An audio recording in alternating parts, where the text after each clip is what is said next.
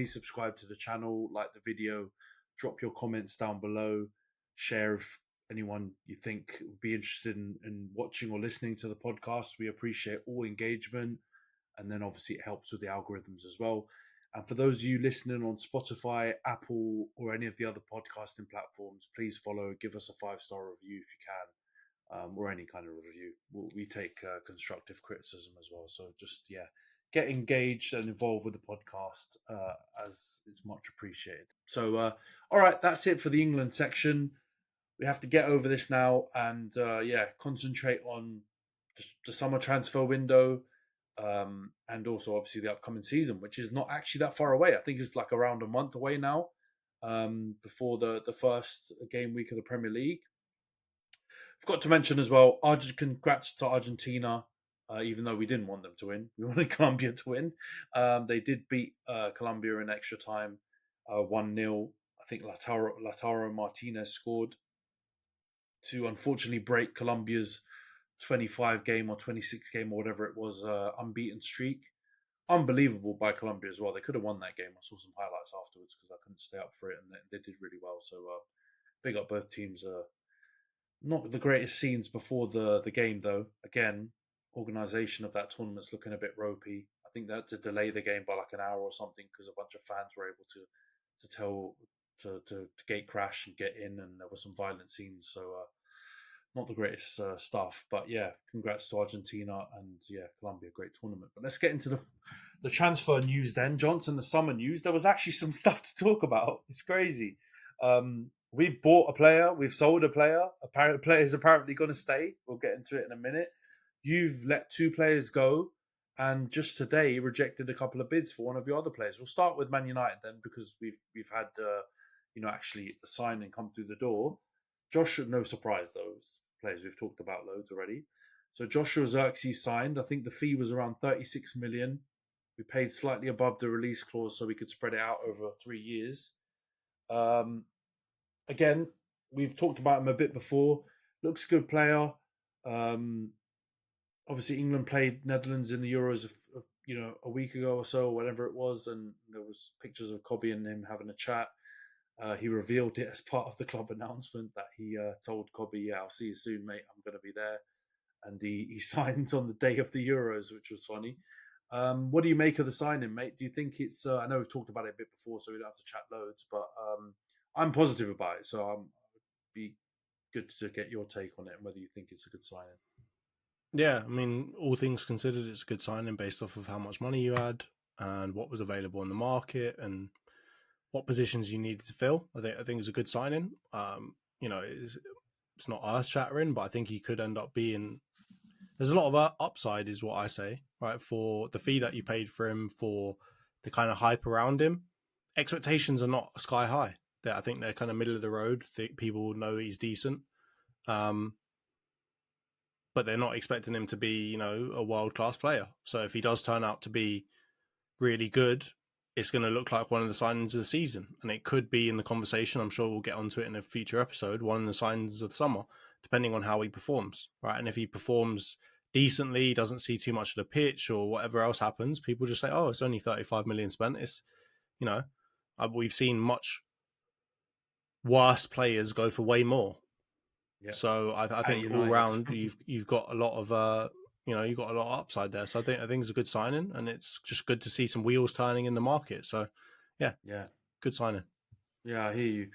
Yeah, proof of being a pudding. Let's see, but I agree with everything you said. It's a good sign. I like the players that we're linked with, the age, the profiles, and let's see if he can turn that potential into some quality.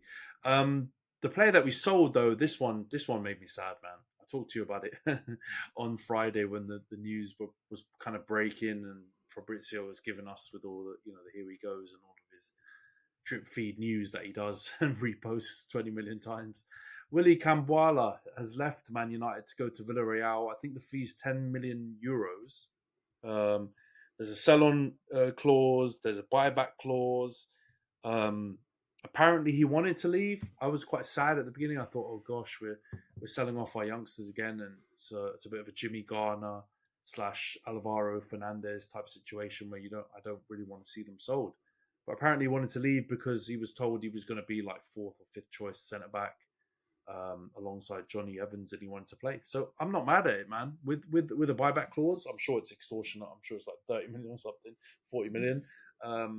But I'm okay with it. If he wanted to play, at least we've sold him abroad. Villarreal was going to, a good club. I'm sure he'll get lots of game time with them. And he's probably the right kind of profile to do really well out there. He's going to play. I think Eric Bailly's gone back there.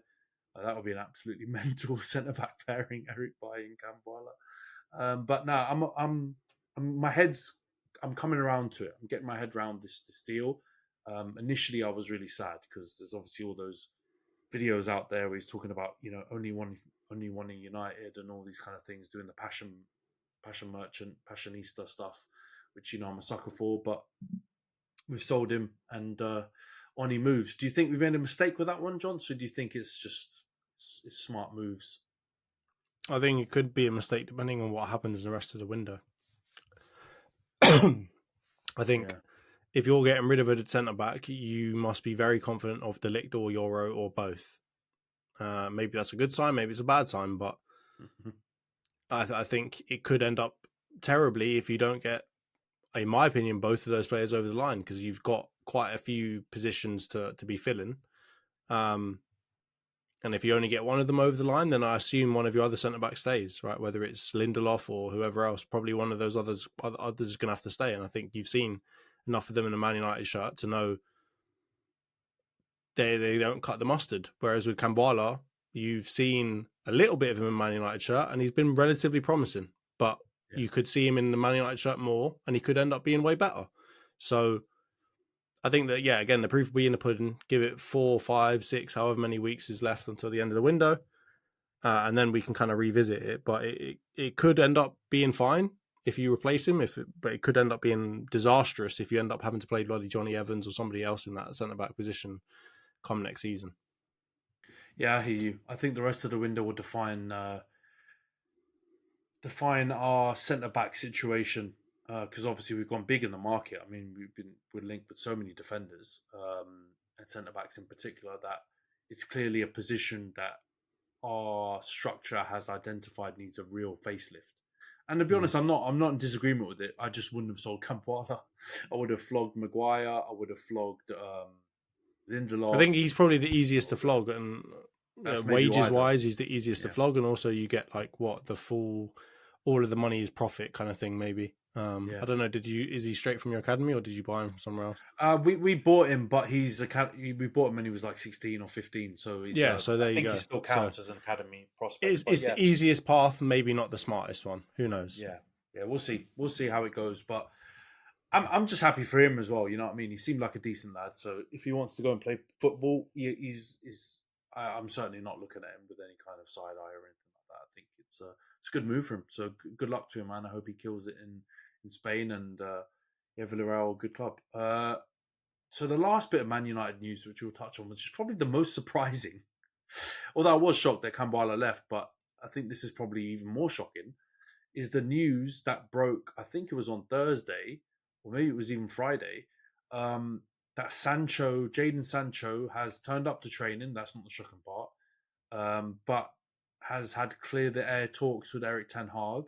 And apparently they've decided to draw a line under their feud or dispute, whatever it was, and he's now available for selection. I've got to be honest, John, I did not see this coming. And I don't know if this is some sort of tactical ploy to try and, make sure he doesn't lose some market value by, kind of pump faking all of the clubs that are interested that, we might actually keep him. But I really did not see any chance. I would have put this at a 1%, maybe 5% max chance of this happening. So I'm really, really shocked that it's happened. I'm not like super angry or anything like that. My whole thing was always, it's got nothing to do with the fans, really. It's got something to do with the Ten Hag and Sancho. And if they're okay with each other and they've apologized to each other, then I don't care. I've always rated him as a player. So it's just his attitude stuff and the fact he wasn't willing to apologize to the manager that made me really upset about his departure last season. So you know what? If Ten Hag's happy to move forward, and it is the case that this is not just trying to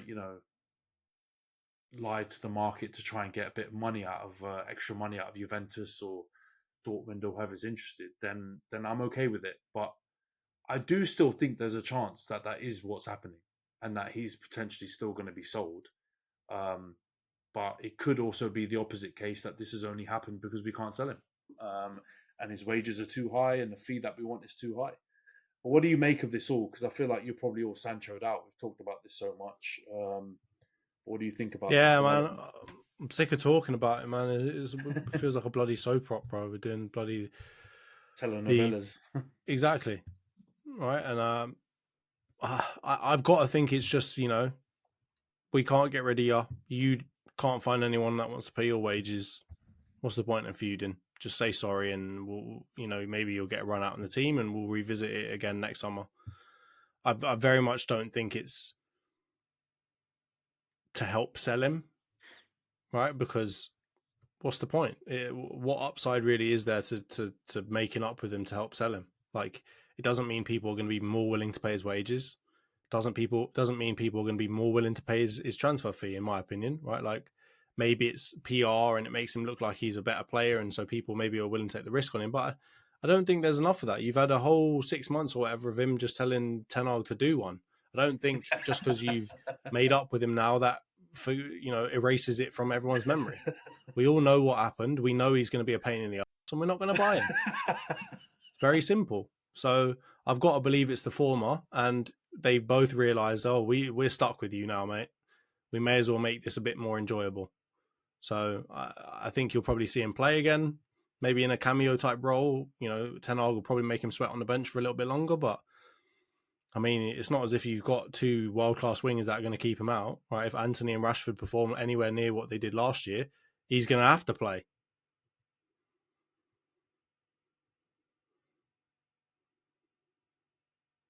Yeah, I hear you. I mean, I even got a bit bored just talking about Sancho right there. I mean, it's just never ending. Um, so I just hope either this is true and that's the end of this and he can just start playing now again, or he gets sold in the next 5 weeks and we can finally get over it. But either way, I really hope we're not talking about this issue going through into the season. But yeah, let's talk about Arsenal then. Your club, John. So you've had some action as well for once. It's been a bit of a quiet one for you, like we've said so many times on the pod. But you've had two players leave. So Sambi Lokonga has left the club and gone to Sevilla on loan, I believe, with an obligation or an option to buy for about 12 million euros. And Nuno Tavares has gone to Lazio, I believe, on a permanent for about 8 million euros as well. So that's not too bad in my opinion, but I'll get your opinion on it as well. And Emil Smith-Rowe's had two bids rejected apparently today from Fulham and Crystal Palace. We'll start with the actual transfers that have gone through. Are you losing any sleep about Lokonga and Tavares leaving? No. I think both of them were kind of surplus to requirements, to put it in Football Manager terms. Lokonga had a decent season at Luton, I guess, when he actually got on the field.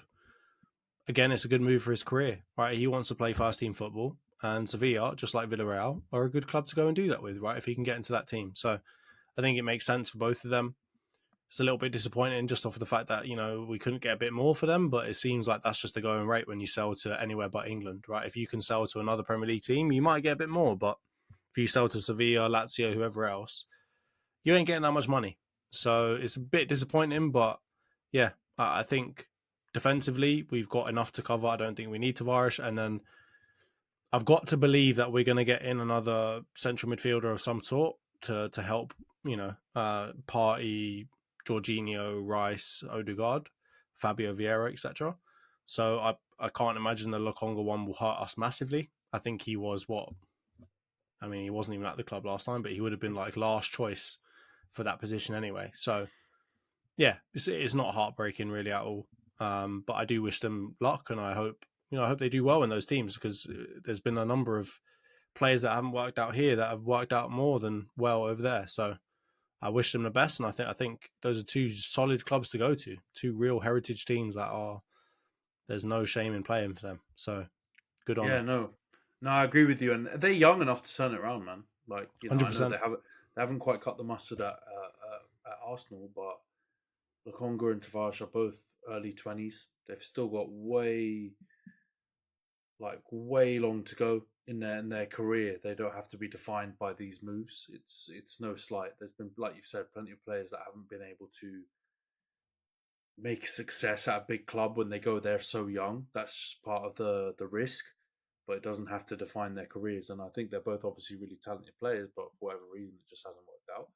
And like you said, yeah, really good opportunities. I mean, Sevilla are going to be, um, they've got big stadium with really diehard fan base, bunch of trophies in their cabinet.